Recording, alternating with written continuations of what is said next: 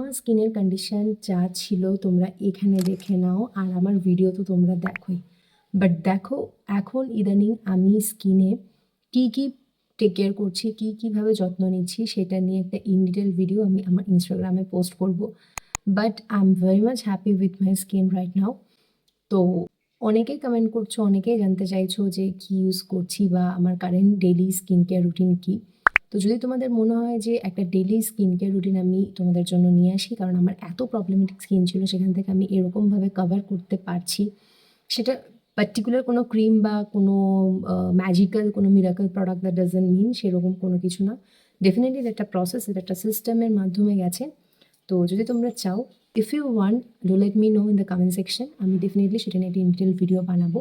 But আজকের এই স্কিনের কন্ডিশনটা কী কারণে হয়েছে সেটা, মানে এখন এই স্কিনে গ্লোটা কী করে আসছে, আজকের স্কিনের এই কন্ডিশনটা কী করে হয়েছে, সেটা একটা ভিডিও আর কিছুক্ষণের মধ্যে আমার প্রোফাইলে তোমরা পেয়ে যাবে। বাই।